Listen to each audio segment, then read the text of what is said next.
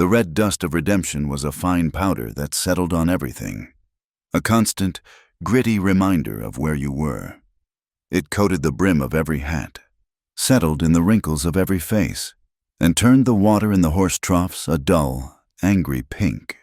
From the front window of Gable's mercantile, Eliza Gable watched it swirl in the oppressive afternoon heat, stirred by the lazy passage of a freight wagon.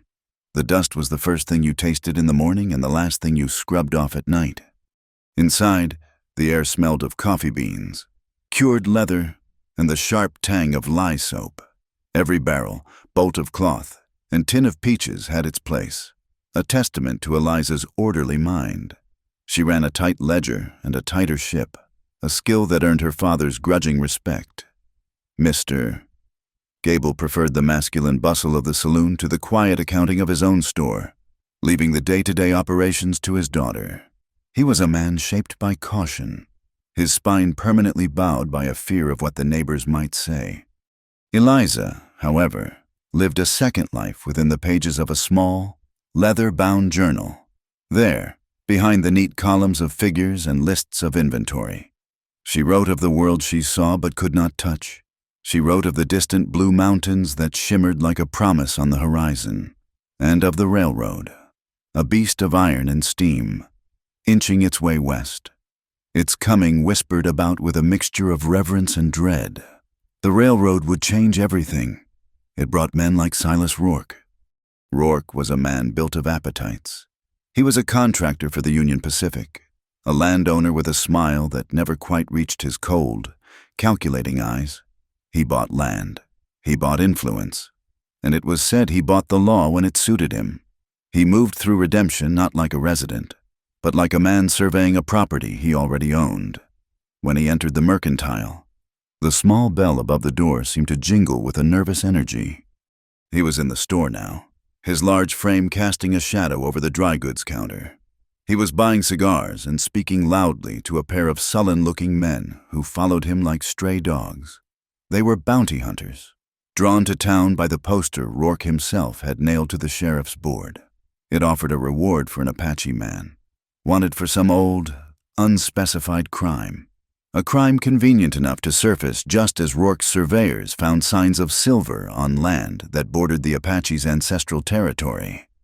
Eliza kept her head down, pretending to tally a column of figures, but she listened.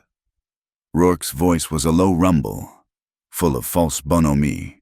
He spoke of progress, of taming the wild land, but his words were laced with a contempt for anyone who stood in his way, especially the Apache warrior, Kalen.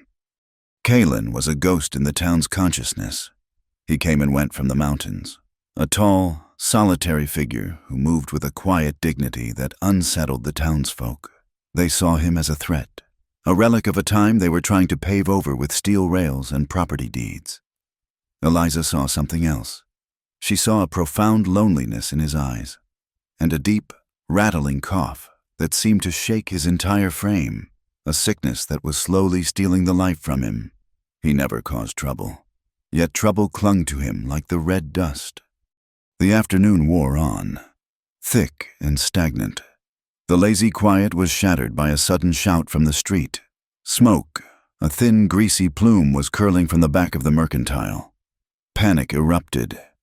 Men came running with buckets, their movements clumsy with alarm. Eliza's heart hammered against her ribs as she rushed toward the storeroom, her father close behind, his face pale with shock. The fire was small, contained to a pile of burlap sacks in the corner, but the smoke was choking. They beat it out with wet blankets, the acrid smell stinging their eyes and throats. It was over in minutes, leaving behind a charred patch on the floor and a lingering sense of violation. As the smoke cleared, one of Rourke's men, the taller of the two bounty hunters, kicked at the debris with the toe of his boot. "Well, looky here," he drawled. Bending down, he held up a knife. It was simple, the blade honed smooth, the handle wrapped in worn leather. It was not a knife from her store.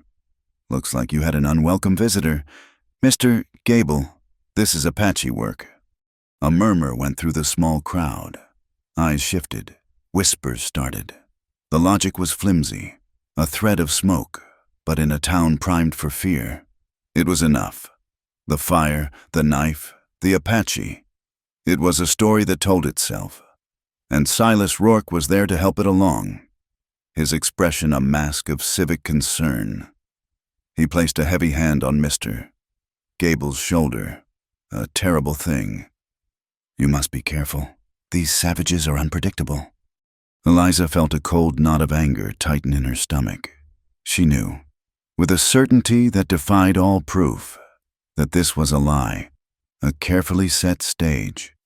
Her gaze met Rourke's for a fleeting second, and she saw a flicker of triumph in his eyes before he turned away. The crowd dispersed, leaving the Gables to the mess and the whispers that would surely follow.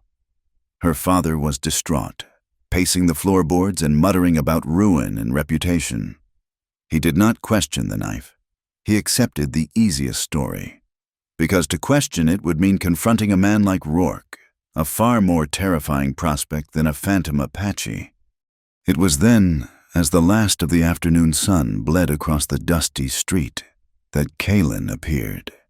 He walked slowly, his body stooped, each step an effort. He was not heading for the mercantile, but as he drew level with the doorway, a violent coughing fit seized him. It bent him double, a terrible, tearing sound that echoed in the sudden quiet of the street. He staggered, one hand reaching for the porch post for support, and then he collapsed, sinking to his knees in the red dust right before their door. For a moment, no one moved. He was a problem, a danger, a piece of the wilderness that had strayed too far into town. Windows were shuttered, doors were quietly closed. To help him was to invite trouble. Eliza's father grabbed her arm. "Leave him be, Eliza. He is not our concern." But Eliza could not turn away. She saw not a savage, not a criminal from a wanted poster, but a man dying. She walked past her father, out onto the porch, and knelt in the dust beside him. His breathing was shallow, a painful rasp. He looked up at her, his dark eyes clouded with fever but lucid. His voice was a mere whisper, rough and strained. "The mountain," he said, the words costing him a visible effort. "My ancestors' land. I must get there." He paused, gathering his strength. 1 month. That is all I have left. Help me." It was an impossible request, a plea that defied every rule of sense and safety she had ever known. To help him would be to stand against the entire town, against her father, against a powerful man like Silas Rourke. She could feel the weight of unseen eyes watching from every window, judging her. Her father's hiss was sharp in her ear. "Eliza, get back inside. Have you lost your mind?" Her mind was a battlefield. Her duty as a daughter, a respectable woman in a small town, screamed at her to obey, to retreat into the safety of the store. But her conscience, a quieter but more persistent voice, urged her toward the dying man. It was the voice that filled the pages of her journal, the part of her that yearned for the mountains, for a life larger than the one prescribed for her. To refuse him felt like a betrayal not just of him, but of herself. She looked from Kalen's desperate face to the vague, threatening words on the wanted poster tacked to the sheriff's office across the street. She thought of Rourke's triumphant smirk and the knife, so conveniently found. The pieces clicked into place, forming a picture of such cruel injustice that it stole her breath. In the end, her decision was not made with words. She simply nodded, a small, almost imperceptible movement. Then, she put her hands under Kalen's arms and, with a strength she did not know she possessed, helped him to his feet. She ignored her father's strangled cry of protest and guided the stumbling warrior into the cool, dark interior of the mercantile, shutting the door on the watching, waiting town. The hours that followed were thick with a silent, suffocating tension. She made a pallet for Kalen in the storeroom, gave him water and a broth she forced her father to prepare. "Mister." Gable moved about the store like a ghost, his face a mask of fear and disapproval, refusing to speak to her. The sun set, and darkness fell upon redemption, but it brought no peace. Later, when the town was asleep and the only sound was the mournful howl of a distant coyote, a soft but firm knock came at the front door. Her father froze. Eliza's heart leaped into her throat. She opened the door a crack. It was Deputy Hale, his young face etched with worry in the moonlight. He was a decent man, caught between the law as it was written and the law as it was enforced by men like Rourke. He did not ask to come in. He spoke in a low, urgent voice, his eyes glancing nervously down the empty street. "I heard what happened," he said, his words clipped. "You need to know. That wanted poster is Rourke's doing. He wants Kaylin gone. And the fire, he has men who will swear they saw the Apache lurking around back." He paused, and his next words landed like stones. "Rourke has already bought the jury. There will not be a fair trial. For either of you." He looked at her, his meaning clear and terrible. She was an accomplice now. She was as much a target as the man lying on the floor in her storeroom. "You have to go," Hale whispered. "Leave before sunrise. It is your only chance." He tipped his hat and melted back into the shadows, leaving Eliza alone on the porch. The cool night air felt electric on her skin. There was no choice left. Her life of quiet observation, of neat ledgers and secret journals, was over. Before her lay the dust, the mountains, and a path from which there would be no turning back. The pre-dawn chill was a ghost in the storeroom. Eliza moved through it with a quiet, deliberate urgency, her actions a stark contrast to the frantic terror that beat a wild rhythm against her ribs. She packed a canvas sack with what she could: a slab of bacon, a bag of dried apples, flour, salt, and a small tin of coffee. She added bandages, a bottle of laudanum from the medicine shelf, and her journal, tucking it deep inside as if to protect a vital organ. Her father stood in the doorway, a silhouette of misery against the faint gray light. He did not help. He did not speak. His silence was an anchor, a heavy, sinking weight of condemnation. She helped Kaylin to his feet. He was weak, leaning on her heavily, but his eyes were clear. He understood the stakes. Together, they shuffled through the dark, silent, mercantile. At the front door, her father finally spoke, his voice a dry rustle of fear. He told her she was a fool. He said she was throwing her life away for a stranger, a savage. He said her name would be mud in this town.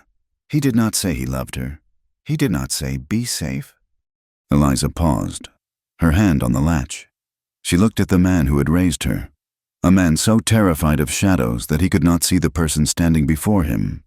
A deep, sorrowful pity bloomed in her chest, eclipsing her anger. She told him she was sorry.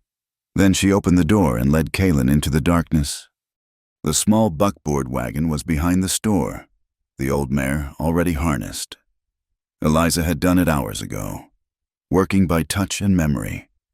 She helped Kaylin onto the seat, then climbed up beside him, the wood cold through her skirt. She did not look back at the mercantile. To look back was to risk unraveling. She clicked the reins, and the wagon rolled forward, the wheels crunching softly on the dusty ground. They moved like thieves through the back alleys of redemption, a town she was seeing for the last time as the person she used to be. When they reached the edge of town, where the last shack gave way to the endless, sleeping prairie, she felt a definitive snap, the severing of a final thread. The fence was crossed. The sun rose not with gentle grace, but as a brutal tyrant, beating down on the scorched plains. The heat was a physical presence, a heavy blanket that smothered the air and baked the life from the land. The grasslands were a pale, brittle yellow, and the ravines they crossed were bone-dry, their rocky beds littered with the smooth, sun-bleached stones of a forgotten river. Their only guide was a map Kaylin had drawn in the dirt with a stick before they left, a thing of lines and symbols that existed now only in her memory. Their days fell into a harsh rhythm dictated by the sun and Kaylin's illness. He would guide her with a quiet word or a gesture of his hand, pointing them toward a low rise in the land or a cluster of hardy, deep-rooted trees that signaled a possible water source. He was the teacher, she the student. He showed her a type of wiry grass, explaining in his raspy voice that its resilience meant it drank from a deep, hidden spring. Eliza would dig with her hands and a small spade, her fingers growing raw, until the soil turned dark and damp, and a small, muddy puddle would slowly fill the hole. That water, gritty and warm, was the sweetest thing she had ever tasted. He taught her about plants. He pointed out a broad-leafed weed that, when crushed, produced a poultice that soothed her sunburned skin. He showed her a bitter root to chew that eased the ache in her back, and another, which, when steeped in hot water, helped to quiet his rattling cough for a time. She would tend to him as he rested in the shade of the wagon, wiping his brow and listening to the labored sound of his breathing. In the evenings, by the light of a small, smokeless fire, she would open her journal. She wrote down everything: the names of the plants, the way the wind whispered a different story in the canyons than it did on the plains, the simple, quiet rituals he performed at sunrise and sunset. He would arrange small stones in a particular pattern or chant in a low voice to the 4 directions. She did not understand the words, but she recorded the cadence, the reverence, the profound sense of peace that seemed to settle over him in those moments. Her journal was no longer just a place for her own secret thoughts. It was becoming an archive, a testament to a world that men like Rourke were determined to erase. She thought of her father often. She imagined him in the store, facing the questions, the knowing glances, the whispers that would spread through town as surely as the summer flies. The story would be a simple and ugly one. She knew. The Gable girl, a little strange to begin with, had run off with the Indian who set fire to their store. She pictured her father's shame, his face flushed as he measured out yards of calico for the very women who would be dissecting his daughter's disgrace over tea that afternoon. She felt a pang of guilt, but it was a distant ache, overshadowed by the immediate, pressing needs of survival. He was torn, she knew, between his love for her and his terror of being shamed. She could only hope the love might, in the end, prove stronger. The pursuit was a constant, unspoken presence at their backs. On the 3rd day, Kalen, his eyes narrowed against the glare, pointed to the far horizon, a faint plume of dust, too consistent for a dust devil, followed their path. It was them, the bounty hunters, Rourke's dogs. From then on, a new urgency drove them. They pushed the mare harder, rested less. Eliza learned to scan the horizon, to read the signs of pursuit as Kalen had taught her to read the signs of the land. One afternoon, they stopped at a lonely trading post, a dilapidated sod house run by a grim-faced man with a suspicious squint.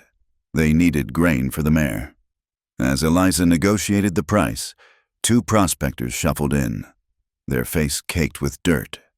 They saw her, then glanced at Kalen waiting by the wagon. One of them spat a brown stream of tobacco juice near her feet. He spoke to the trader, but his words were meant for her.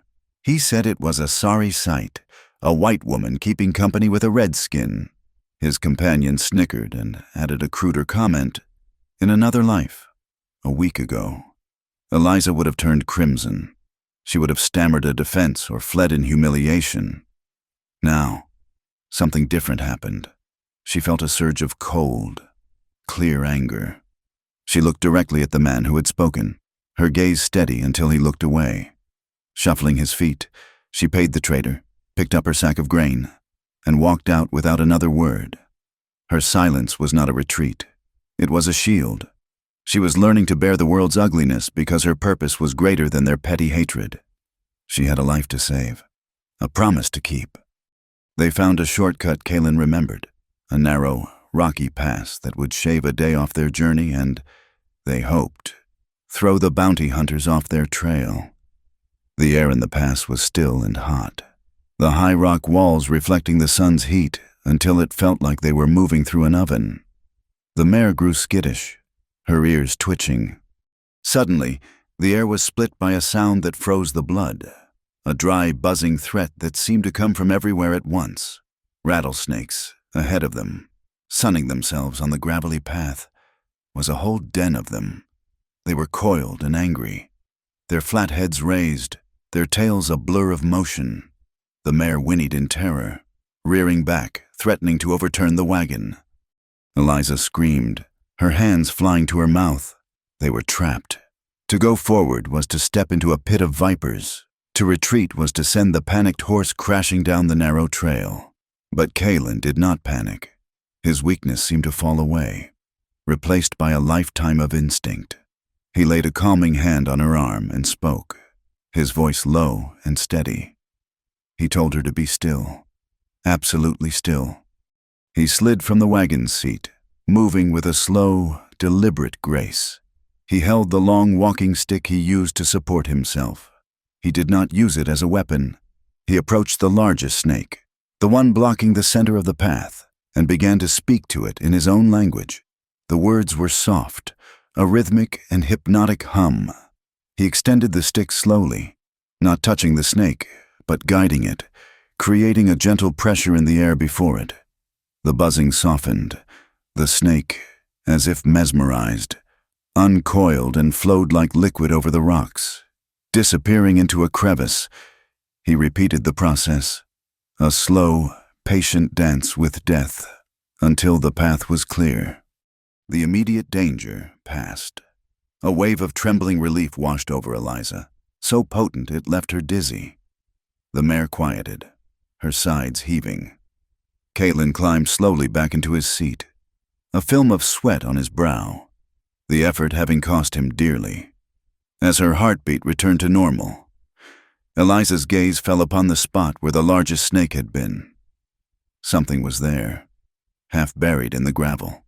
It was a piece of a discarded cigar, still faintly aromatic. It was the expensive brand Silas Rourke favored.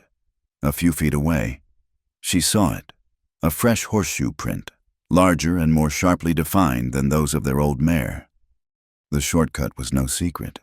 The bounty hunters had been here, and recently. The chilling realization struck her like a physical blow. They were not just following. They knew the way. The ground they had gained was an illusion.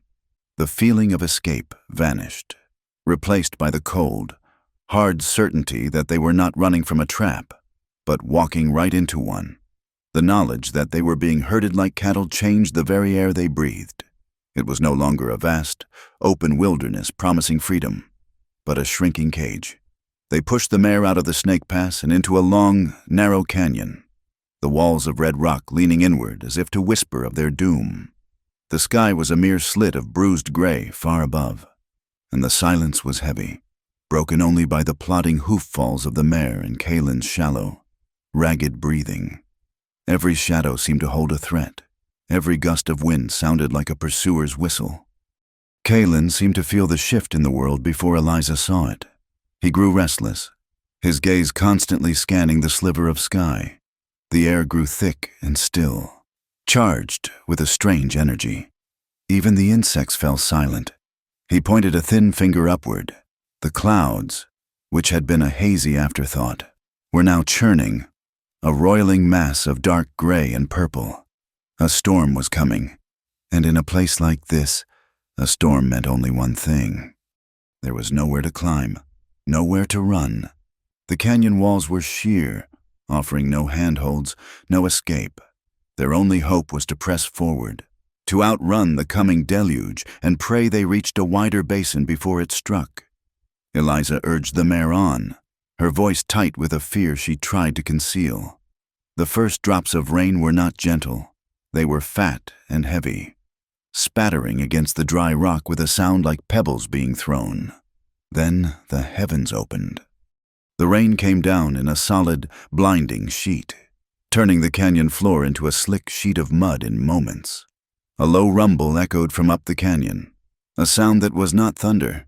It was deeper, more menacing, a vibration she felt in the soles of her feet. Kalen grabbed her arm, his grip surprisingly strong. "Now?" he rasped, his eyes wide with urgency.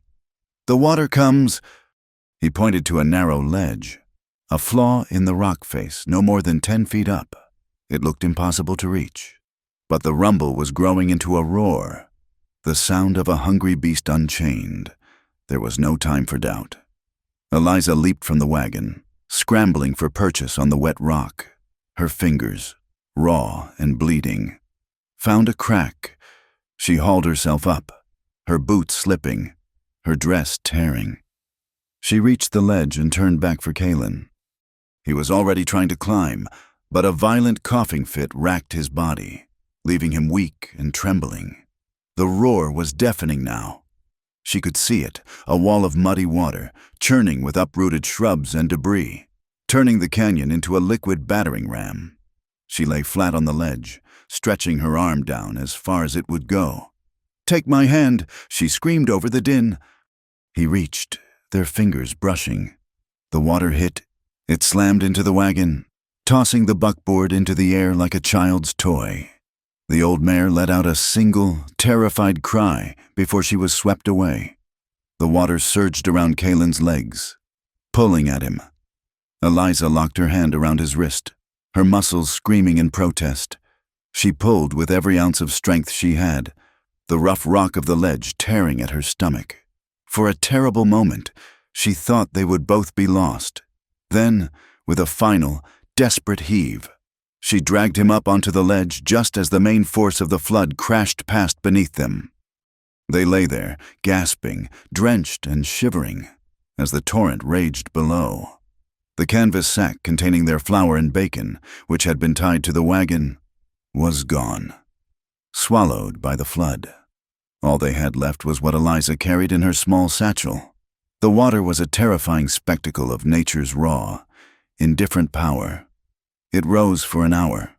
Then, as quickly as it came, it began to recede, leaving behind a canyon floor scoured clean and a damp, chilling cold that sank deep into their bones. The night that followed was one of the longest of Eliza's life. They were trapped on the ledge, their clothes soaked through with no fire and no blanket. The cold was a relentless enemy, and it attacked Kalen without mercy. His cough returned with a frightening violence, each spasm leaving him weaker than the last. Eliza huddled close to him, trying to share her own body heat, feeling a profound helplessness as she listened to the fluid rattling in his lungs. When morning finally came, the sun was a pale, watery disk. The canyon was a wreck of mud and debris. Kalen was feverish. As he rested, his breathing shallow, he motioned toward a pile of small, flat stones washed clean by the flood. With a trembling hand, he picked one up and placed it carefully on a larger, stable rock. He looked at Eliza and nodded toward the pile. She understood. She picked up a stone and placed it on top of his. He added another, and she another. They built a small, precarious tower, a simple, silent monument in the heart of their desolation. It was a prayer made of stone, a promise to the land that they would survive this, that he would be well enough to return here one day, when the last stone was in place. Kalen touched it gently with his fingertips, a quiet promise of resilience. It took them half the day to find a safe way down from the ledge. They walked for miles, their feet sinking into the thick mud, until they finally emerged from the canyon into a high, wind-swept valley. In the distance, a thin curl of smoke rose against the sky. It was not the thick, greasy smoke of a large campfire, but the gentle wisp of a cook stove. It was a sign of life. The smoke led them to a small sod house dug into the side of a hill, a lonely outpost of humanity in the vast wilderness. A woman stood outside, her face weathered by sun and wind, her hands strong and capable as she worked the handle of a broken water pump. She watched them approach, her expression wary but not unkind. This was Ruth. Eliza explained their situation, editing the story to its bare essentials. They had lost their wagon in a flash flood and needed food and a place to rest. Ruth listened, her sharp eyes taking in Eliza's torn dress and Kalen's obvious sickness. She pointed to the pump. "It is broken. I give you salt and a warm meal. You fix my pump." It was a fair bargain. Eliza, who had watched her father repair countless pieces of farm equipment, saw the problem immediately: a slipped gasket. While Ruth helped Kaylin inside and gave him a warm blanket and a bowl of thin broth, Eliza went to work. It was grounding, familiar work, and her hands, clumsy at first, soon remembered the old rhythms. Within the hour, the pump was drawing a steady stream of clear, cold water. That evening, as they sat by Ruth's small stove, the warmth seeping back into their exhausted bodies, the woman finally spoke of the world they had fled. She had heard things from a trapper who passed through. She had heard about Silas Rourke. She told them Rourke was not just after the land.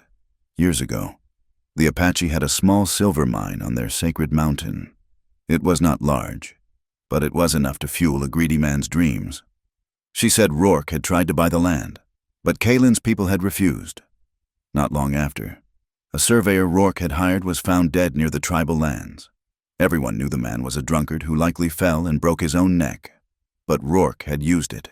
He had created a story, a murder, and pinned it on the most visible warrior who refused to bend: Kaylin.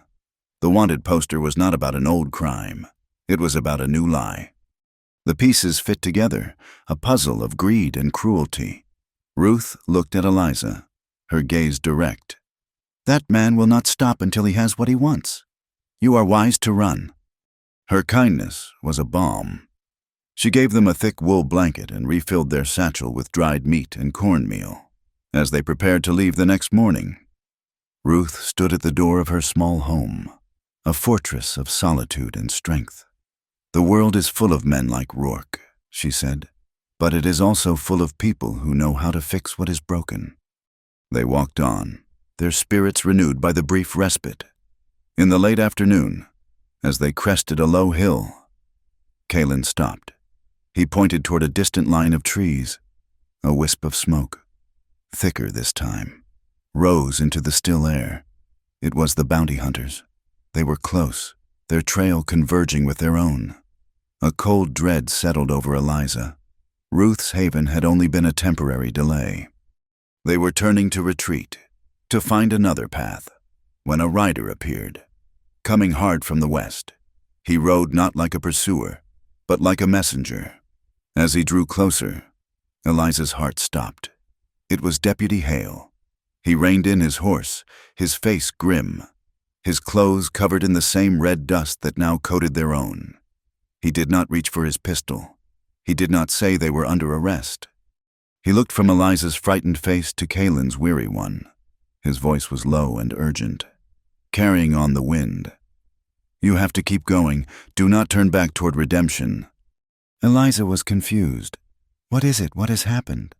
Deputy Hale's eyes met hers, and in them she saw a deep, frustrated anger.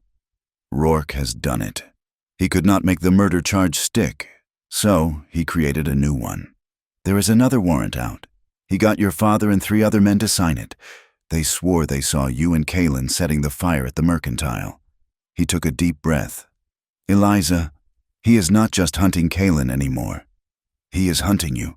Deputy Hale's words hung in the air, heavier and more suffocating than the coming dusk. A warrant, for her, signed by her own father. The betrayal was a sharp, physical blow, knocking the wind from her lungs more effectively than any punch. It was one thing to be an outcast by choice, a rebel following a moral compass her town could not comprehend. It was another to be branded a criminal by the man whose blood ran in her veins. He had not just let her go. He had actively pushed her into the jaws of the law to save himself. Hale saw the devastation in her face. He dismounted, his movements quick and efficient. He pulled a small water skin and a cloth-wrapped parcel from his saddlebags. "Here," he said, pressing them into her hands. "It is not much, but it is all I could grab. There is a place, an old village, about a half-day's walk north of here. No one goes there. They say it is haunted. You can rest there for a night, maybe 2. It is the best I can do." He looked at Kaylin, a silent apology in his eyes for the world that had done this to him.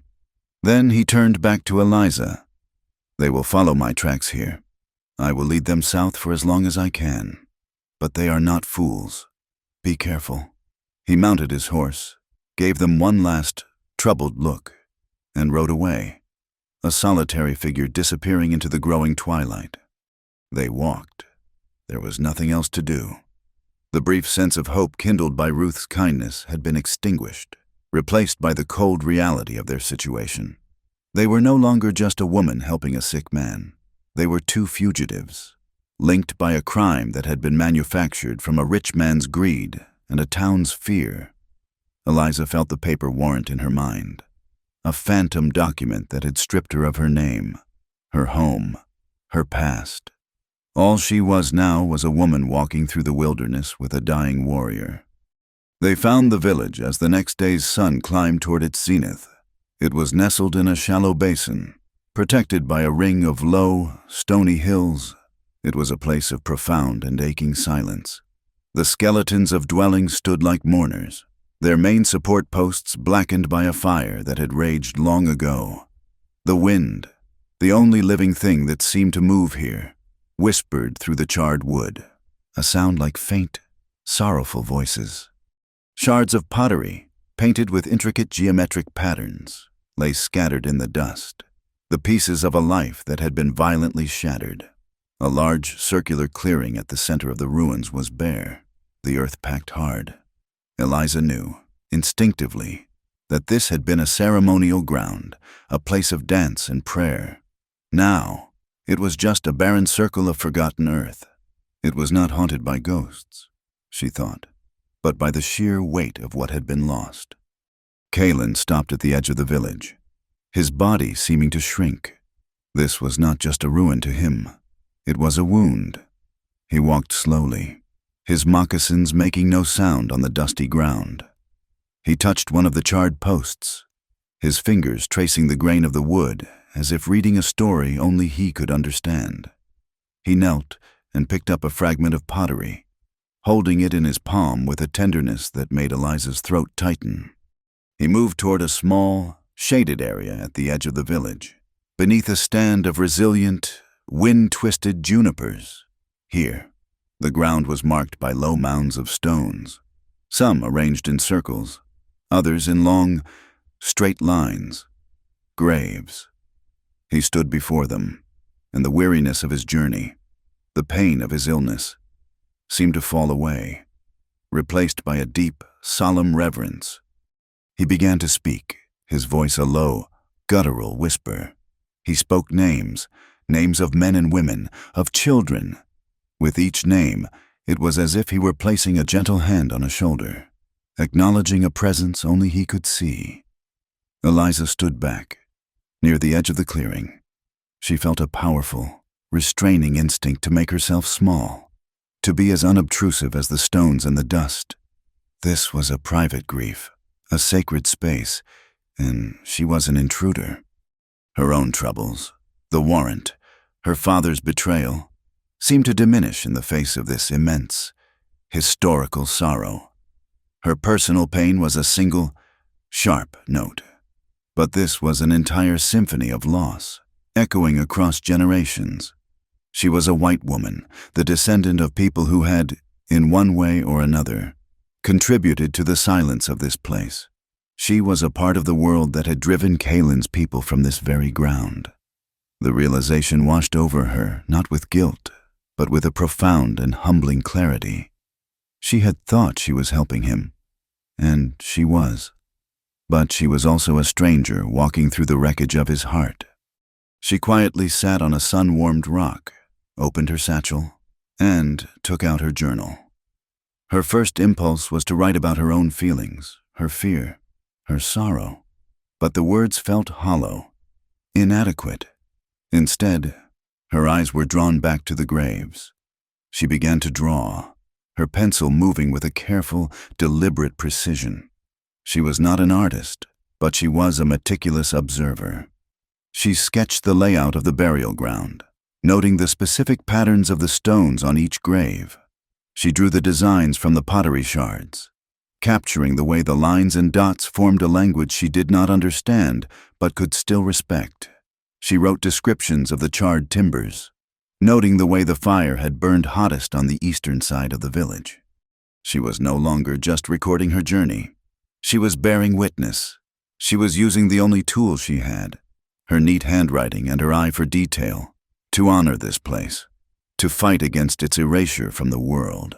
If men like Rourke could destroy a people with lies and fire, perhaps a woman with a pencil and a 10-cent notebook could save a small piece of the truth. Kaylin's quiet litany continued, a thread of sound weaving through the silent ruins, anchoring the present to the past. They spent the rest of the day in the village's solemn quiet. Kaylin rested in the shade of the junipers, his fever having returned.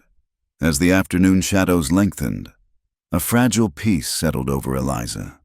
For the first time in days, she did not feel pursued. The sorrow of the place was a strange sort of shield. It felt as though the modern world, with its warrants and bounty hunters, could not penetrate this deep well of memory. As twilight began to paint the sky in shades of orange and purple, she decided to risk a small fire, just enough to boil some water for the herbal tea that eased Kaylin's cough. She found a sheltered spot between two large boulders, away from the main ruins. As she gathered dry twigs, her gaze swept across the burial ground one last time. Something was wrong. One of the mounds, a grave she had sketched in her journal just hours before, looked different. The pattern of the stones was disturbed, slightly askew. A patch of earth beside it looked darker, damper than the surrounding soil. She stopped, her handful of twigs forgotten. A prickle of unease ran up her spine. "Kaylin," she called softly. He came to her side, his movement slow. She pointed. He saw it instantly. His face, already a mask of weary sorrow, hardened into a look of cold fury. They walked toward the grave. The evidence was unmistakable. The earth had been recently turned. A clear, rectangular outline was visible in the soil, the mark of a spade. Someone had been digging here, desecrating this sacred ground. The thought was so vile it made her feel sick. Rourke was not content to steal their future. He had to plunder their past as well, searching for the mythical silver he believed was buried with the dead. Kaylin knelt, his hand hovering over the disturbed earth, an expression of profound pain on his face. The violation was a fresh wound laid upon an old one. He had come here to honor his ancestors, only to find their final rest had been desecrated by thieves. The last of the sunlight vanished behind the hills, plunging the basin into a deep, velvety darkness. The silence that had felt peaceful now felt menacing. The wind whispering through the ruins now sounded like a warning. It was in that moment of absolute stillness, as Kaylin knelt in sorrow and Eliza stood frozen in horror, that the night exploded. A deafening crack echoed off the rocks, followed by a high-pitched whine that sliced the air right beside her head. A fraction of a second later, a shower of bright orange sparks erupted as a bullet slammed into the boulder just behind her. The bullet's passage was a physical violation of the air, a searing tear in the fabric of the evening. Before the echo of the shot had fully died, Kaylin moved. He was a man consumed by sickness, yet in that instant, a primal, warrior's instinct took over. He grabbed Eliza's arm and pulled her down behind the large boulder she had been standing near. A second shot rang out, and a chip of rock exploded from the stone above their heads, stinging their faces with sharp, gritty dust. They were pinned, exposed in the deepening gloom of the desecrated village. From the ridge overlooking the ruins, a man's rough laugh drifted down. A cruel, triumphant sound. They were being toyed with, like mice in a hawk's shadow. Eliza's mind reeled. The warrant, her father, the grave. And now this. It was a spiral of violence and betrayal, and she was at its very center. Her breath came in short, terrified gasps. Kaylin put a steadying hand on her shoulder. He did not speak. He did not need to. His touch communicated a single, clear command: survive. Then another sound began, a low moan that seemed to rise from the earth itself. The wind. It had been still all evening, but now it began to stir, whispering through the charred timbers of the ruined dwellings. The bounty hunters on the ridge would be expecting them to panic, to make a run for it. Instead, they stayed pressed against the cold stone, listening as the whisper of the wind grew into a mournful howl. Dust began to dance in the air, first in small, playful eddies, then in thick, choking clouds. The landscape started to blur, the sharp outlines of the hills softening into a hazy brown smudge. Kaelin's eyes, fixed on the ridge, gleamed with a new light. This was not just a storm, it was a weapon. It was their shield, their escape.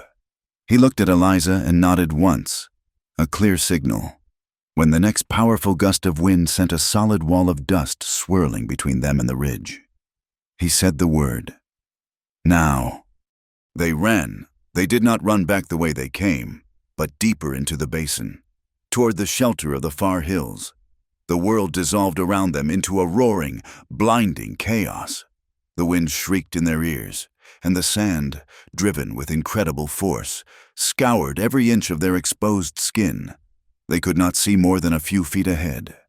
Eliza held on to the back of Kaelin's shirt, trusting him to navigate the maelstrom by instinct alone. The sun vanished. The sky turned a suffocating shade of ochre, and the day was swallowed whole by the storm. It was a form of nature's fury she had never imagined. It was not like rain or snow. It was a living, breathing entity, a monstrous beast of grit and wind that sought to strip the flesh from their bones and bury them in a sea of sand. They stumbled on, their lungs burning with every breath, until Kaelin found what he was looking for, a deep overhang of rock at the base of a stony hill. A shallow cave carved by eons of wind like this. They collapsed into its meager shelter, the storm raging just feet away, a curtain of brown fury separating them from the world. As the hours passed, the temperature plummeted. The heat of the day was scoured away by the wind, replaced by a deep, penetrating cold. Kaelin began to shiver.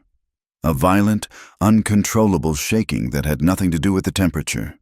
The dust he had inhaled had settled in his ravaged lungs, and his cough returned with a terrifying, liquid sound. His fever spiked. In the dim, dust-filtered light, Eliza could see his skin was slick with sweat, yet his teeth chattered. She had to do something. They had no fire, no blankets. All they had was the waterskin Deputy Hale had given them, still half full. An idea, desperate and perhaps foolish, took hold of her. She uncorked the waterskin and poured the precious water over the woolen cloak she wore, soaking a large patch of it. It was their last water, the very essence of life in this arid land. And she was using it to make a compress. He was delirious now, muttering names in his own language, the same names she had heard him whisper at the graveside. She gently pushed him back so he was lying flat. Then, she took the wet, cold cloak and laid it across his bare chest. He flinched at the initial shock of the cold, but she held it there. It was a desperate gamble. An attempt to use the cold to draw out the fire of the fever that was consuming him from within. She huddled beside him, her own body shivering now in her thin dress, and wrapped her arms around him, trying to lend him what little warmth she had left. In the roaring darkness of the storm, pressed against a dying man beneath a rock, she made a silent vow. She would not let him die here. She would see him to his mountain. It was no longer a promise made to him, but a promise she made to the deepest part of herself. The storm raged all night. When a pale, exhausted dawn finally broke, it revealed a world transformed. The sand had reshaped the landscape, burying familiar landmarks and carving new, flowing dunes. The air was still and cold, and the silence was absolute. Kaelin's fever had broken. He was terribly weak, his breathing a shallow whisper. But the delirium was gone. He looked at the damp cloak still on his chest, then at Eliza, and a flicker of understanding passed through his tired eyes. He had no strength for words, but none were needed. They were alive, but they were in desperate trouble. They were weak, disoriented, and had no water. As they sat in the cold morning air, a figure appeared, walking slowly through the surreal, sandy haze. For a heart-stopping moment, Eliza thought it was one of the bounty hunters, but the walk was familiar. The man was leading a horse, not riding it, a sign of respect for the quiet of the morning. It was Deputy Hale. He had a fresh water skin and a grim expression. "I figured the storm would either kill you or save you," he said, his voice rough. "I doubled back as soon as it was safe to travel. I could not leave you out here." He knelt beside Kaylin, his face a mixture of pity and respect. He was no longer a man torn between two worlds. He had made his choice. He was an outlaw now, same as them. He handed Eliza a small leather pouch. It was heavy and smelled of dried herbs and earth. "This is from Ruth," he explained. "I stopped by her place, told her you would need more than a good deed to get through this. She said to tell you this is for the sake of kindness. It will help with the breathing." Then he told them more. A boy would be waiting for them at a place called Weeping Spring, a small, hidden seep about 2 miles east. His name was Canis. He was an orphan Ruth sometimes looked after, a boy who knew the hidden paths and goat trails of this land better than any map. He would have news for them, and a route. Hale helped Eliza get Kaylin to his feet. "I cannot stay with you," he said, his regret palpable. "I have to get back, try to keep leading them south. But you go with the boy. He will see you safe." They found the spring, a dark, damp patch of rock in a shallow ravine where water slowly wept from the stone. Canis was there, a boy of about 12 with old, wary eyes. He watched them approach without a word. He handed Eliza a piece of dried meat and pointed to a narrow trail leading up the side of the ravine. He spoke in a quiet, matter-of-fact voice. "Rourke has more men now. Not just bounty hunters. Hired guns. They are watching the main pass into the mountains." He told them of a different way. A difficult climb up a series of rock faces to a high ridge. It was a hard path, one the horses of Rourke's men could not follow. That path would lead them to a sacred canyon, a place the boy spoke of with a mixture of reverence and fear. It was the place of a great waterfall, the true entrance to the ancestral lands. Their new goal was clear, a point of light in the desperate darkness. With renewed purpose, they followed the boy's directions, climbing out of the ravine and onto the high, wind-swept plains that led toward the mountains.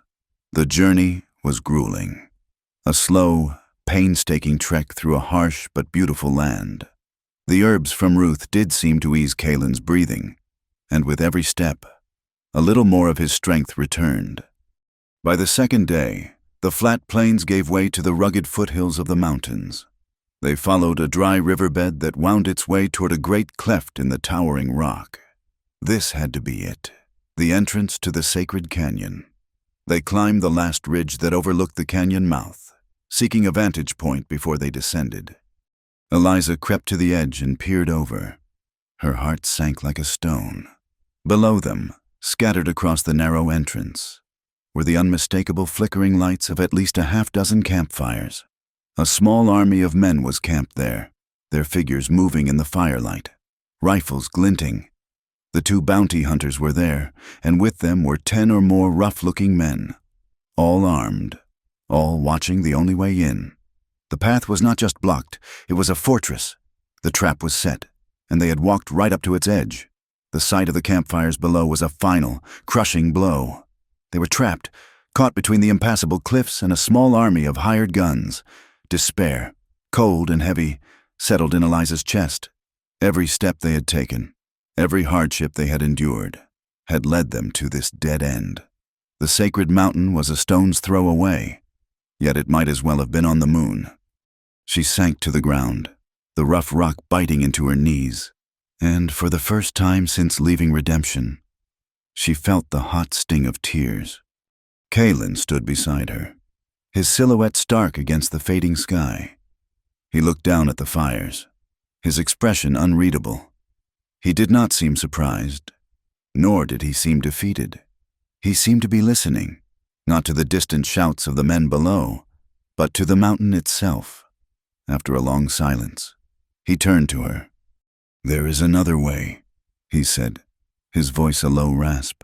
"A path for the spirits. not for men with horses. He led her away from the ridge, back into the labyrinth of rock and shadow. The path he took was not a path at all, but a series of handholds and narrow ledges. A route that would have been invisible to anyone who did not know it was there. It was a climb that tested the very limits of her endurance.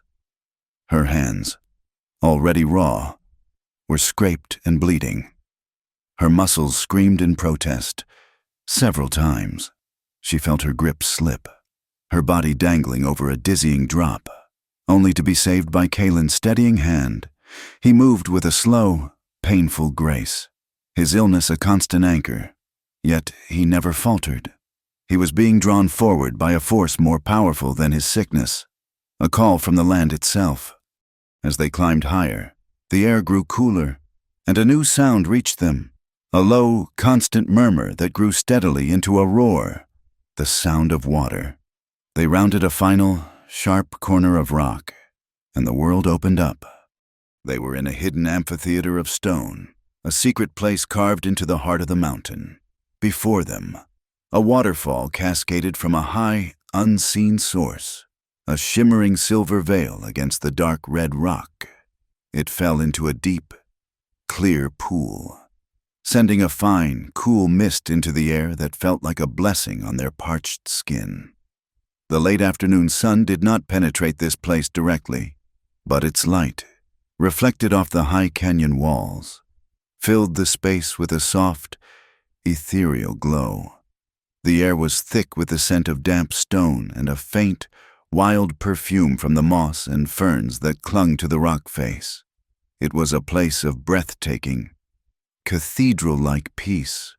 They were safe here, for a time. The entrance was hidden, the climb too treacherous for Rourke's men to attempt without a guide. For a long while, they simply stood, letting the roar of the water wash over them, cleansing them of the dust and fear of their journey. Kalen walked slowly toward the edge of the pool. This was not just a landmark on his journey. This was a place of deep spiritual significance, the final cleansing place before the ascent to the sacred peak. He began to disrobe, his movements unhurried and deliberate. He untied the leather thong that held his worn trousers and let them fall. He pulled the loose shirt over his head, revealing a body that was a roadmap of a hard life. His skin was scarred, his ribs starkly visible, a testament to his illness. Yet, he stood with an undeniable dignity, a warrior preparing for his final rite. Eliza watched, her initial instinct to turn away, to grant him his privacy, overridden by a sense of being a witness to something profound and sacred, her modesty. The rigid propriety that had defined her entire life in redemption felt like a foolish, flimsy garment in this powerful place. What was a woman's shame in the face of a man's communion with his God, with his ancestors? The warrior stood naked before the waterfall. He was not a figure of strength, but of a fierce, unyielding vulnerability. He was a man stripped of everything but his spirit, offering his frail, failing body to the judgment of the sacred water. He closed his eyes, his face turned toward the mist, and for a moment, he seemed to be made of the same ancient stone and water that surrounded him. And in that moment, something inside Eliza broke free. The fear that had been her constant companion, the shame of her father's betrayal, the rigid corset of a life that had never truly fit her. It all fell away. She saw not a savage, not an Indian, not a fugitive, but a human soul laid bare in its final, desperate plea for peace. And she knew, with a certainty that resonated in her very bones, that her place was with him. She walked forward. The soft ground was cool beneath her bare feet. The fine mist clung to her face and hair. She did not hesitate. Her steps were sure and steady. Suddenly, she walked straight into his arms. He opened his eyes, startled. As her arms went around his back, he was trembling, not from cold, but from weakness and the raw emotion of the moment. She held him, her cheek pressed against his fevered skin. It was not an embrace of passion, but of a fierce, protective solidarity. It was a wordless vow. She was no longer just his guide or his nurse. She was the keeper of his story, the shield for his memory. In her arms, he was not a dying man, but a warrior making his final stand, and she was standing with him. He slowly raised his own arms and held her, a gesture of complete and utter trust, of acceptance. They stood there for a timeless moment, two outcasts, two souls stripped of everything, finding a final, unassailable truth in each other's embrace, the roar of the waterfall their only witness. The sacred peace was shattered by the crack of a rifle. The shot was not aimed at them, but at the rock high above. A warning, a declaration. It echoed through the canyon like a profanity. They broke apart, their moment of transcendence instantly ripped away. On the ridge they had just climbed, silhouetted against the sky, were the two bounty hunters. They had followed them, somehow. Kalen instinctively moved to place himself in front of Eliza, a futile but deeply ingrained protective gesture. Another figure appeared on the ridge, stepping between them and the bounty hunters. He was a single man against two, but he held his rifle with a steady, determined authority. It was Deputy Hale. "That is far enough!"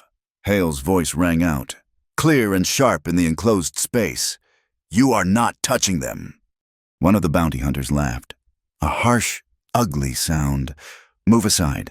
Lawman, this ain't your fight. We have a warrant." "You have a piece of paper bought and paid for by Silas Rourke," Hale retorted, his voice cold with contempt. "I have my conscience. Now back away, or the next shot will not be a warning." There was a long, tense standoff. The two men on the ridge looked at Hale, then at each other. They were paid to hunt, not to die in a pointless gunfight with a determined deputy.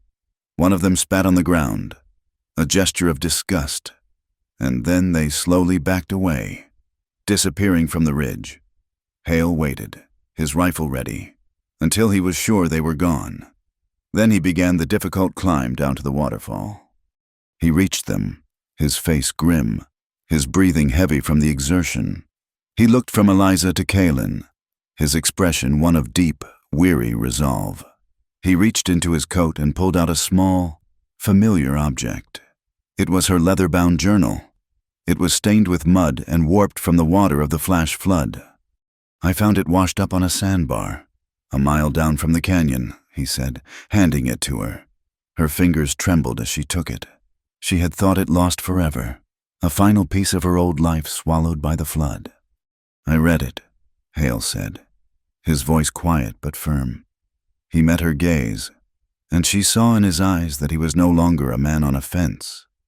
"I read what you wrote about the village, the drawings you made of the graves. You recorded the patterns of the stones. That is proof. Eliza, that is real proof of what Rourke's men did. After reading that, I cannot just stand by.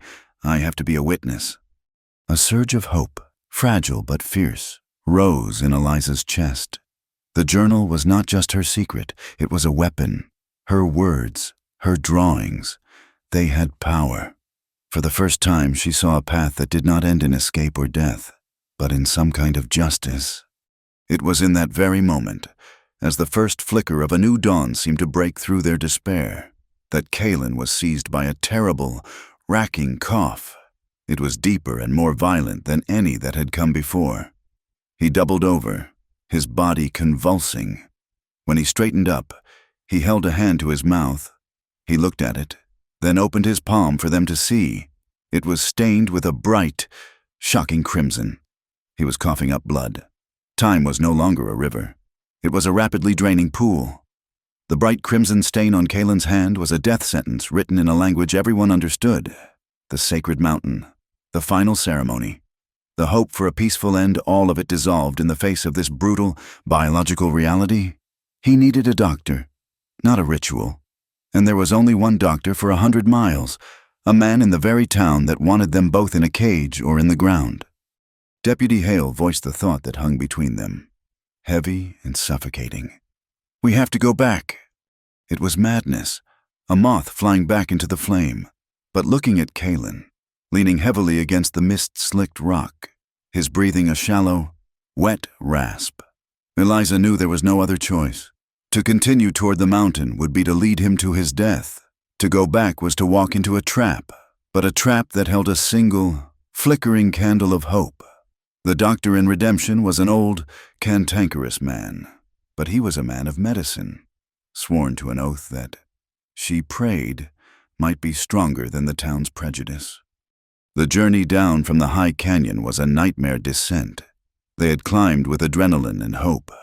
They went down with desperation and the dead weight of Kalen's failing body. Hale was their rock, his strength and resolve unwavering.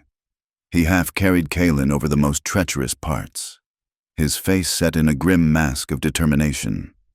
Eliza scrambled ahead, clearing the path, her mind a numb buzz of fear and focus.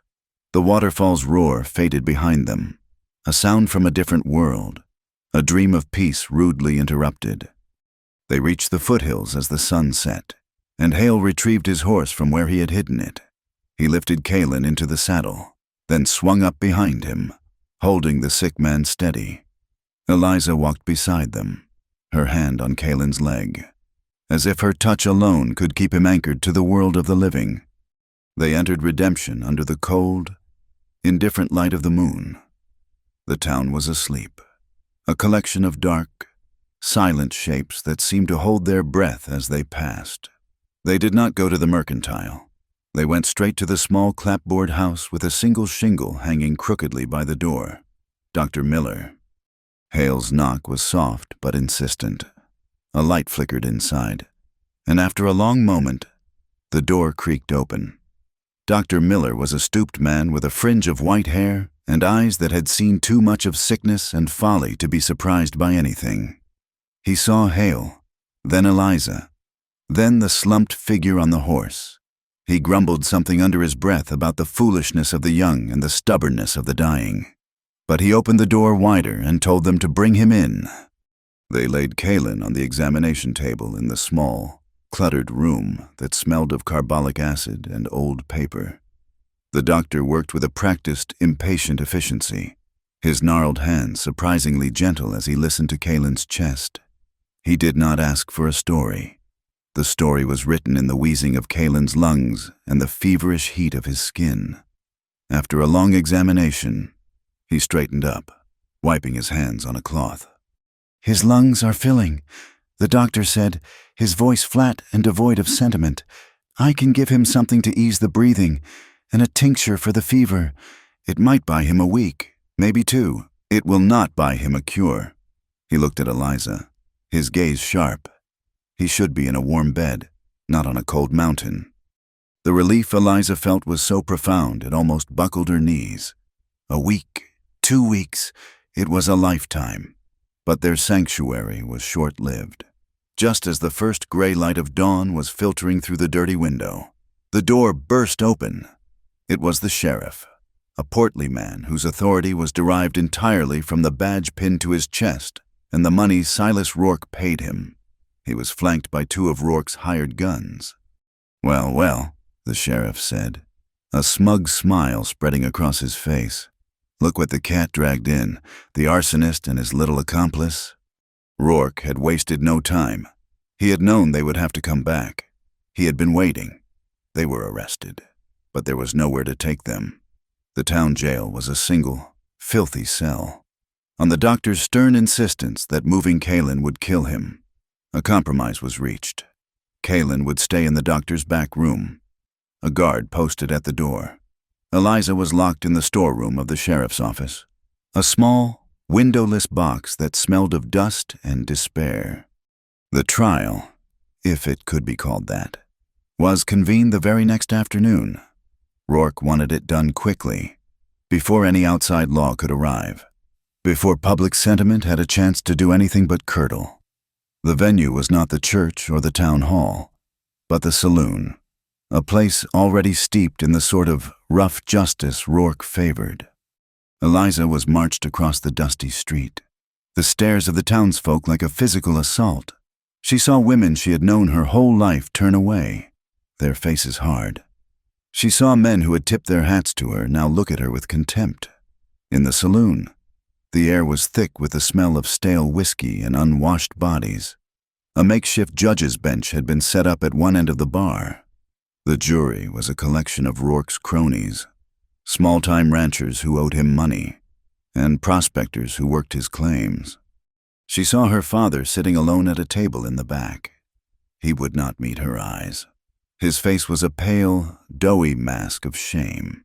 Beside him sat the town minister, a man who preached of mercy on Sundays but who now seemed paralyzed by indecision. His Bible closed on the table before him. Rourke was acting as the prosecutor, a role he played with relish. He paced before the jury, his voice booming, weaving a tale of a disgruntled savage and a treacherous woman. He brought forth his paid witnesses, the two bounty hunters, who swore they had seen Eliza and Kaylin lurking behind the mercantile moments before the fire. The knife, found so conveniently, was presented as undeniable proof. It was a farce, a clumsy piece of theater, but in a room filled with fear and prejudice, it was dangerously effective. When it was her turn, she stood alone. She had no lawyer, no one to speak for her. The sheriff asked if she had anything to say for herself. A wave of dizziness washed over her. The faces in the crowd blurred into a single, hostile entity.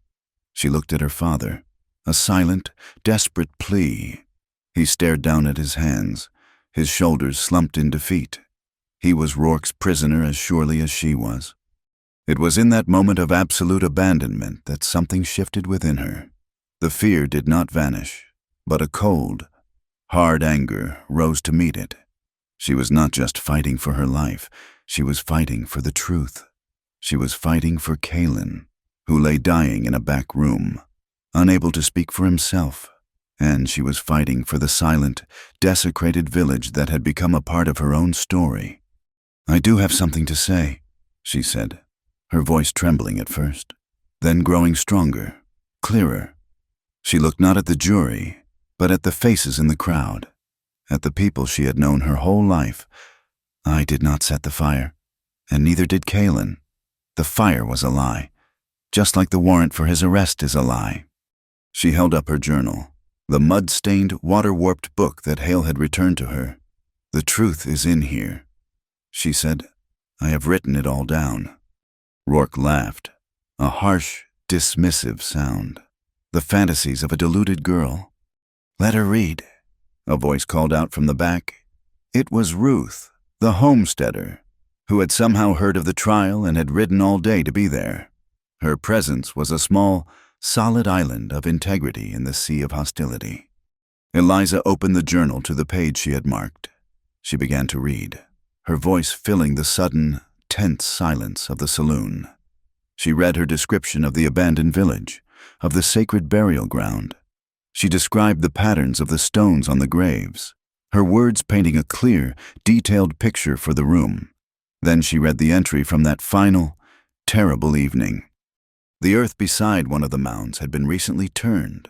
She read, her voice steady. A clear, rectangular outline was visible in the soil. The mark of a spade.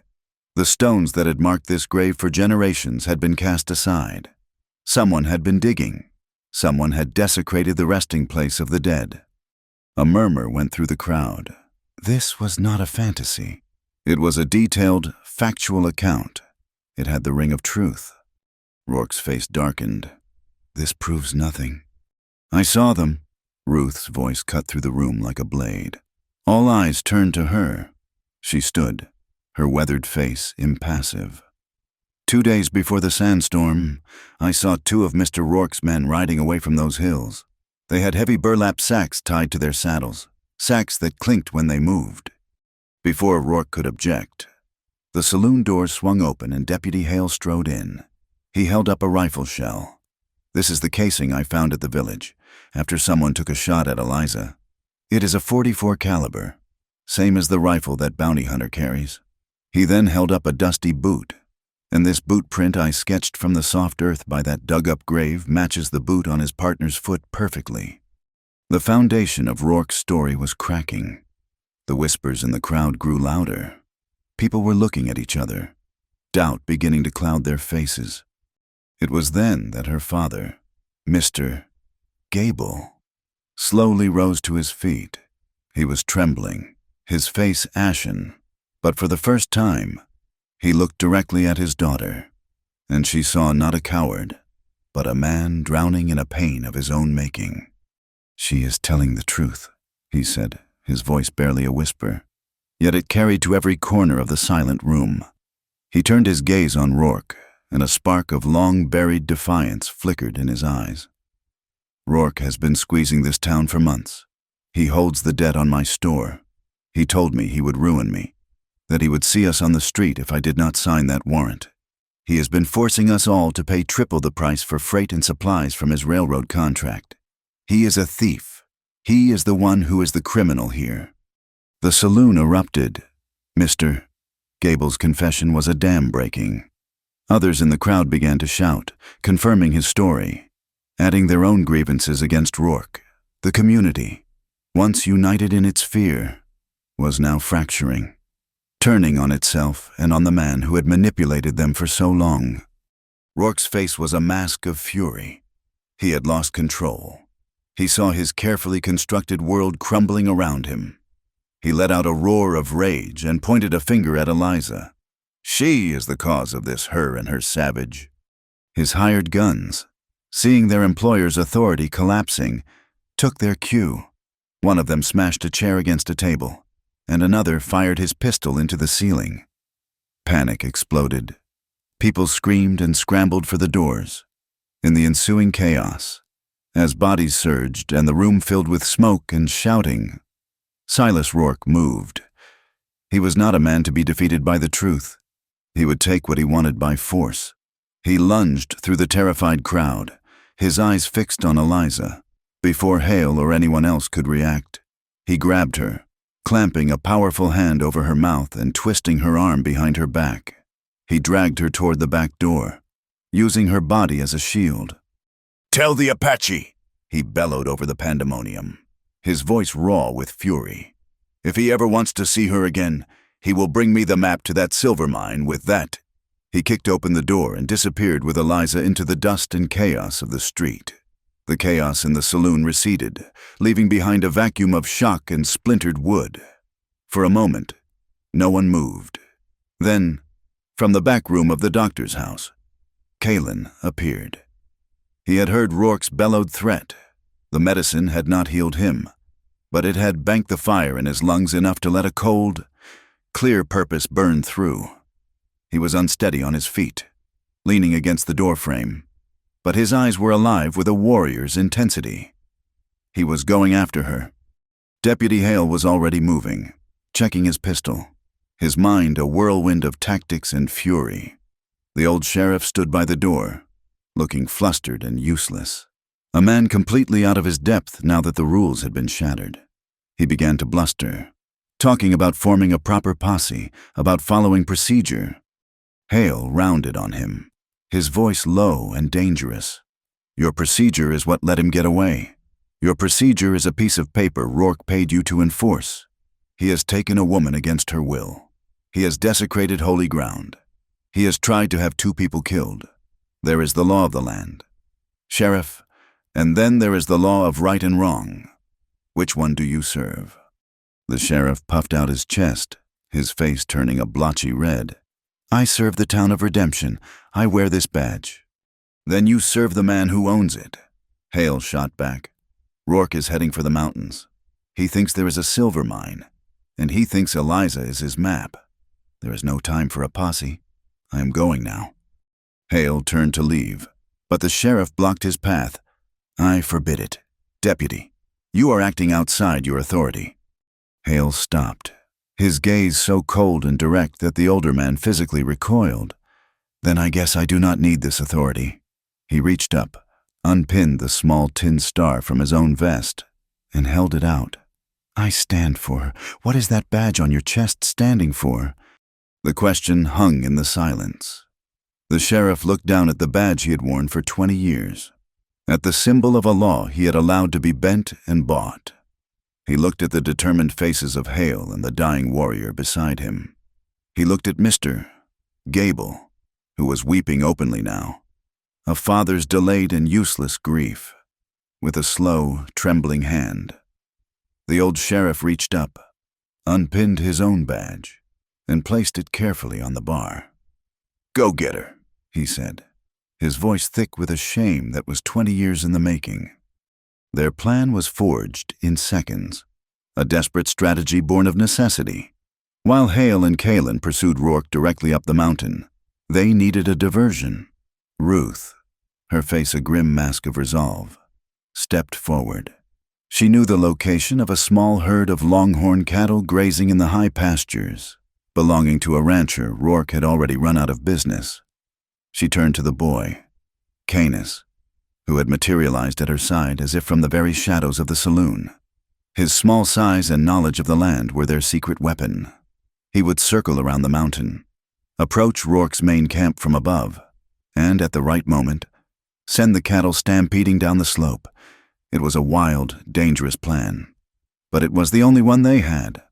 Rourke, fueled by a mad obsession, dragged Eliza up the steep, rocky slopes. The air grew thin, burning in her lungs. He had her hands tied in front of her, the rope digging into her wrists, a long lead held tight in his fist.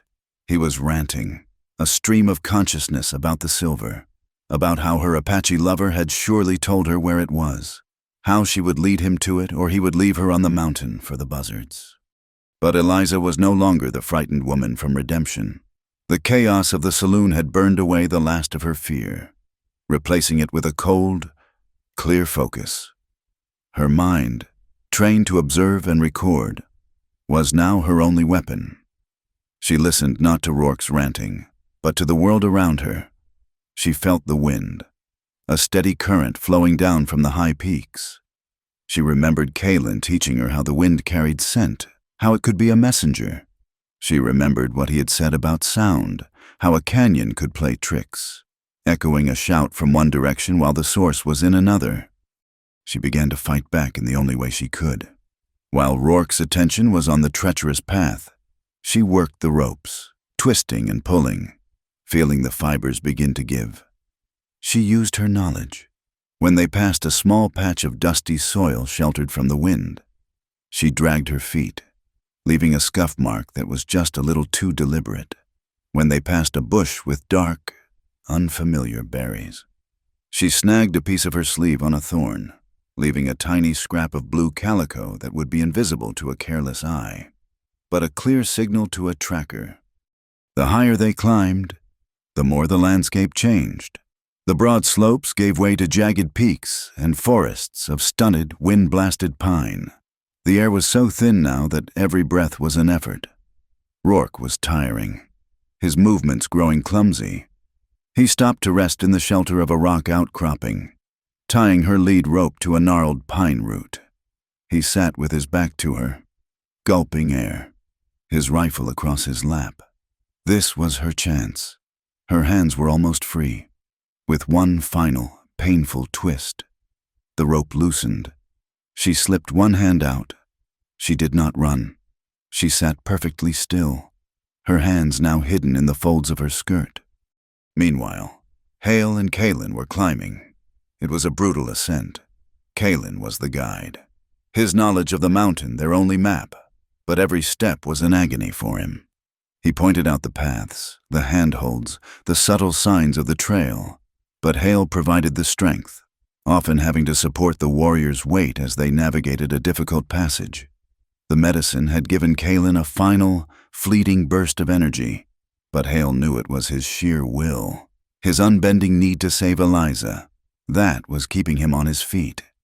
They found her signs, the scuffed earth, the scrap of cloth. They were small things, whispers on the wind, but to Kaylin, they were as clear as a shouted message. He knew what she was doing.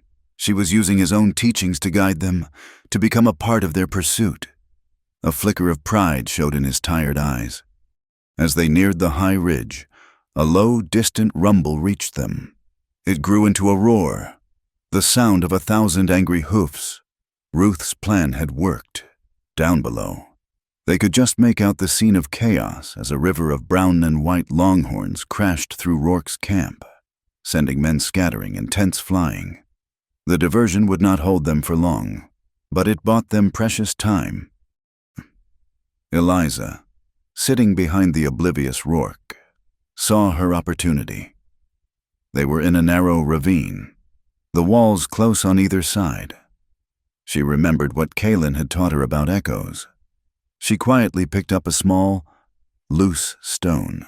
She did not throw it at Rourke. She tossed it high up against the far wall of the ravine. The stone clattered down the rock face, the sound sharp and distinct. The echo, however, bounced off the opposite wall, making it sound as if the noise had come from behind them, from down the trail. Rourke jumped to his feet, spinning around, his rifle raised. "Who is there?" he yelled, his voice raw. He peered down the path, expecting to see Hale. For those few crucial seconds, his attention was completely diverted. Eliza did not hesitate. She scrambled up the side of the ravine, her freed hands finding purchase on the rough rock. She was halfway up the short cliff face before Rourke realized he had been tricked. He roared in fury and fired a wild shot that ricocheted harmlessly off the rock far to her left. He started to climb after her, but he was a heavy man, unused to this terrain. She was lighter, more agile, and fueled by a desperate hope. She reached the top of the ridge and ran, her lungs screaming for air she could not get. She could see it now, ahead of her. The final landmark Kaelin had described to her, a high, flat mesa, and at its center, a single, massive stone altar, weathered by centuries of wind and prayer. It was the sacred place of his ancestors. She heard Rourke behind her, his breath coming in ragged, angry gasps. She risked a glance back. He was gaining. She put on a final burst of speed, her legs pumping, her heart hammering. She reached the entrance to the mesa, a narrow gap between two towering pillars of rock. It was only then that she saw it, stretched taut between the two pillars, almost invisible against the stone, was a thin piece of wire, a tripwire. Her eyes followed it to a small, carefully concealed pile of rocks. Tucked inside was a bundle of dynamite sticks, a makeshift bomb. Its fuse connected to the wire. Rourke was not just planning to hold her hostage. He was planning to destroy this place, to blow the entrance to the sacred altar sky high, sealing it forever. He wanted to erase it, to wipe the memory of Kaelin's people from the face of the earth. She skidded to a stop just inches from the wire, her blood running cold. Behind her, Rourke was closing in, a look of triumphant madness in his eyes. He had her trapped. The tripwire was a spider's thread of death stretched across the threshold of a holy place. Eliza stood frozen before it, the cold mountain air, a solid thing in her lungs. Behind her, she could hear Silas Rourke's ragged, triumphant breathing. He was upon her in a matter of seconds, his hand clamping down on her arm like a manacle. He was no longer dragging her. He was holding her, a human shield between himself and the world. The wind began to howl, a low, mournful cry that rose from the deep canyons and whipped across the exposed mesa. The sky, which had been a clear, high blue, was now streaked with the bruised purple and gray of a coming storm. A low roll of thunder echoed from the distant peaks, a deep drumbeat for the final confrontation. Rourke shoved the cold barrel of his rifle against her temple. His breath was hot and smelled of whiskey and rage. "Where is it?" he hissed, his voice a venomous whisper against the rising wind. "The map. He promised me you would have it. Tell me where the silver is." Eliza did not answer. She stared at the sacred stone altar, a great flat rock that seemed to have grown from the mountain itself, its surface scoured smooth by 1,000 years of wind and prayer. It was then that they appeared, emerging from the same rocky path she had just fled, Kaelin and Deputy Hale. They were a portrait of exhaustion and grim resolve. Hale held his pistol at his side, his face a mask of weary focus. Kaelin leaned heavily on him, a ghost of a man, his body broken but his eyes burning with an unholy light. He was looking not at Rourke, but at the desecration of his ancestral land, at the dynamite waiting to tear the heart from the mountain. Rourke laughed, a harsh, ugly sound that the wind snatched and tore to shreds. "Look at this," he gloated, tightening his grip on Eliza, a broken deputy and a dead Indian. This is all that is left to stand against me." He shoved the rifle harder against her head. "The map, Apache. Give it to me now, or she dies. And I will tear this mountain apart stone by stone until I find what is mine." Kalen took a shuffling step forward, his gaze finally settling on Rourke. He looked past the rifle, past the rage, and seemed to see into the very soul of the man, a place of hollow, echoing greed. When he spoke, his voice was not the weak rasp of a dying man, but a clear, resonant tone that seemed to borrow its strength from the mountain itself. "There is no silver," he said.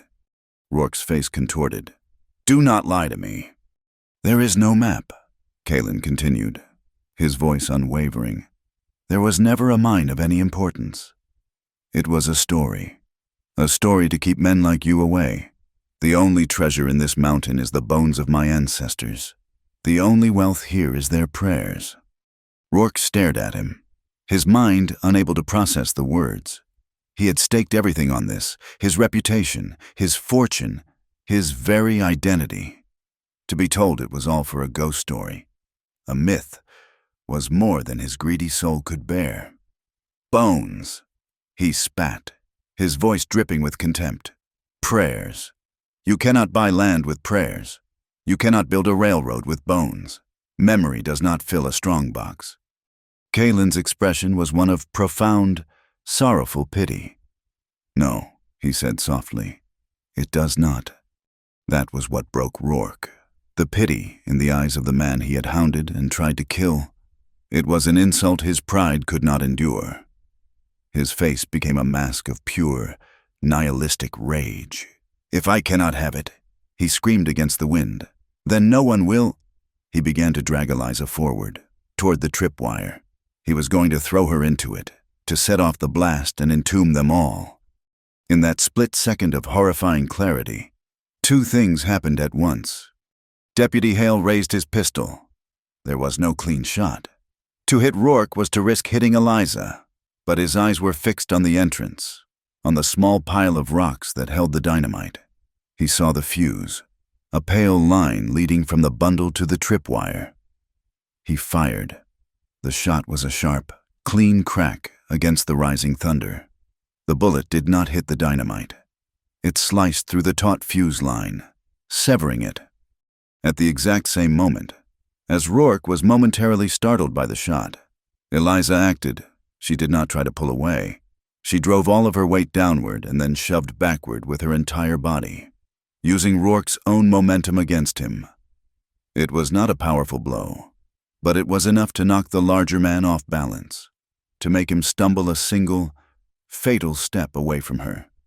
He stumbled directly into the tripwire. His weight was enough to pull the severed wire from the detonator, but the impact also dislodged a keystone in the crudely assembled bomb. There was a sickening, metallic click. Rourke looked down, his eyes wide with a sudden, complete understanding of his own monumental error.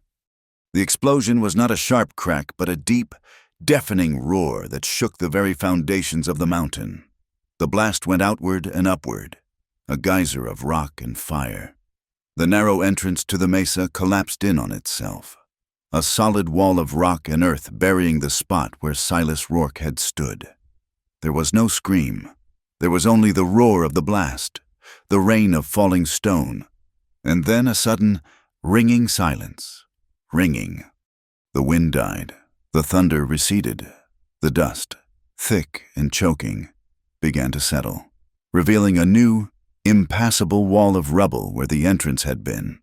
Rourke was gone, entombed by his own destructive greed. The aftermath was a vacuum of stillness. Hale stood, his pistol still smoking, his face pale with shock and relief. Eliza was on the ground, trembling, covered in a fine layer of gray dust, and Kalen was looking at the stone altar. His final battle was over. He stumbled forward, not toward Eliza, but toward the great flat stone. The last of his borrowed strength was gone. He sank to his knees before the altar. Eliza was at his side in an instant, helping him, her own shock forgotten in the face of his immediate, overwhelming need. The sky began to clear. The storm had passed as quickly as it had arrived. Kalen reached into the small leather pouch at his belt and took out a few small, smooth stones and a bundle of dried herbs, the ones Ruth had given them. His hands trembled violently. He could not place them. Eliza understood. She took the stones from his shaking hand. "Where?" she whispered. He guided her hand with his own, his touch as light as a falling leaf. He showed her the pattern, a spiral leading inward. She placed the stones for him, her movements precise, her mind a vessel for his will. He motioned to the herbs, and she crumbled them, letting their pungent, earthy scent rise into the still air. It was not his ritual anymore. It was theirs. When it was done, he leaned back against her, his body a dead weight. She held him, her arms wrapped around his thin chest. He was looking east, toward the horizon, where the first faint blush of dawn was beginning to paint the sky. He turned his head slightly, his cheek resting against hers. His voice was a whisper, a rustle of dry leaves. "Remember," he said, "remember the stones, the water, the wind. Remember the names." His breath hitched, a final, painful rattle. Remember and tell.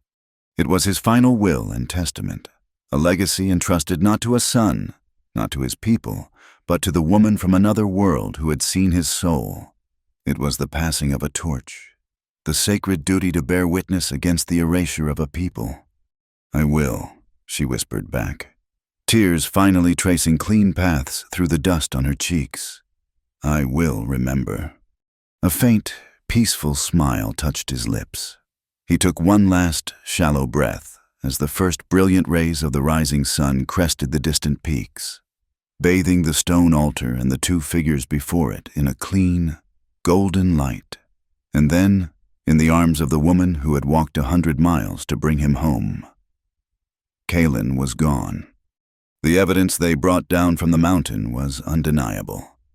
Eliza's journal, with its detailed sketches of the desecrated graves, Hale's testimony about the confrontation, Ruth's account of Rourke's men, and Mr. Gable's confession, which opened a floodgate of similar stories from the people of redemption. The warrants for Eliza and Kalen were torn up. A full federal investigation was launched into the affairs of Silas Rourke, uncovering a vast network of land fraud and intimidation. His empire, built on lies, crumbled into dust as surely as the mountain entrance had. Justice, slow and clumsy, had finally begun to grind its way through the town of Redemption. The journey back down the mountain was a slow, somber procession. There was no victory, only a profound and weary quiet. In Redemption, the chaos had given way to a stunned and fractured peace. The power vacuum left by Silas Rourke's demise was filled not with celebration, but with a collective, shame-faced accounting. The town had allowed itself to be ruled by fear and greed, and the reflection it now saw in itself was an ugly one. Eliza did not stay for the federal inquiries or the legal untangling of Rourke's web of deceit. Her duty was not to the law of men, but to a promise made on a mountaintop at sunrise. With Hale's help, she saw to Kalen's final rites, following a tradition she only half understood but honored with all her heart. They built a pyre, and in the clean, purifying fire, the warrior's earthly body was returned to the elements. She collected the ashes in a small, carefully sewn leather pouch from the creek bed behind the doctor's house. She chose a single stone, a piece of river granite, smooth and cool and gray, a solid, tangible piece of the world to anchor his memory. Then, alone, she began the journey back. She did not take the hard, desperate path of a fugitive. She walked the open trails, a lone woman moving with a quiet, unassailable purpose. No one stopped her. No one questioned her.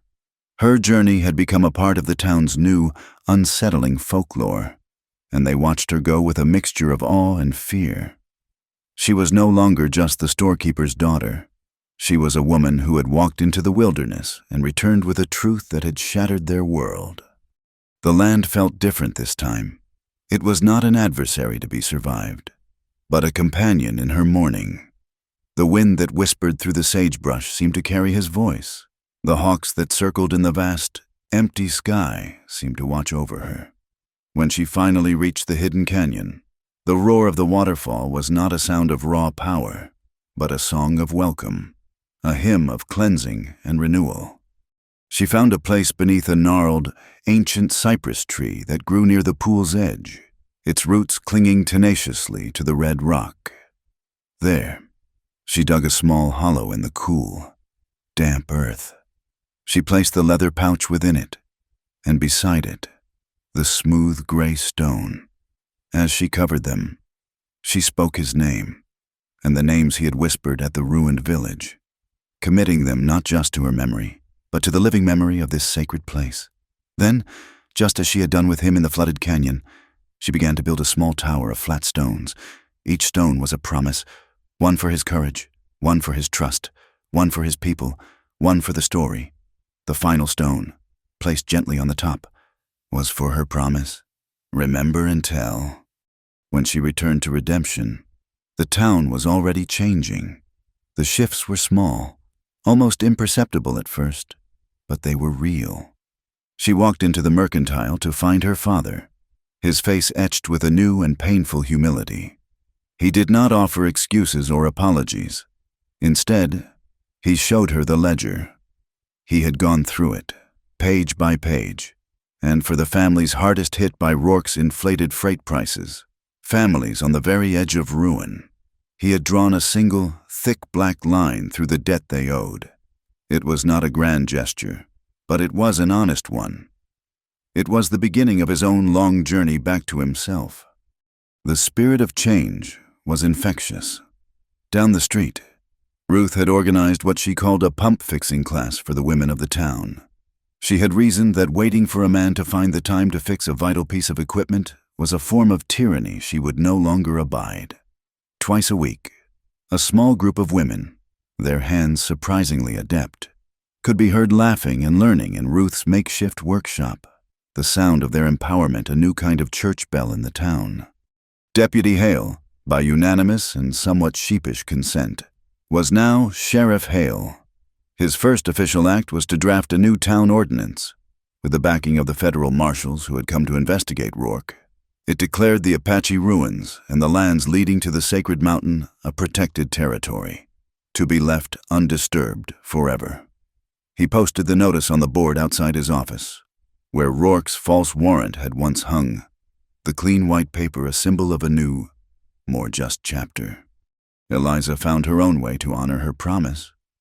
She cleared out the old, dusty storeroom at the back of the mercantile, the place where Kalen had first collapsed, the place where a false fire had started a true journey.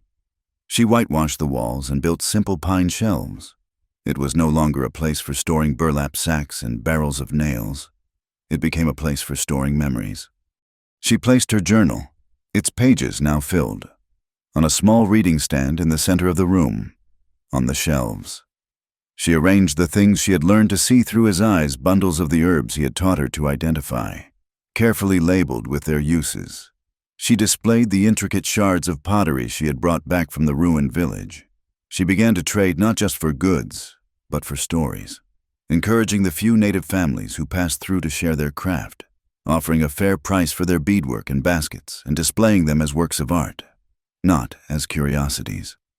The small room at the back of the mercantile became a quiet corner of remembrance, a place where his final command, remember and tell, was made real every single day. One evening, as the setting sun painted the dusty street in hues of gold and rose, she stood on the porch with Hale.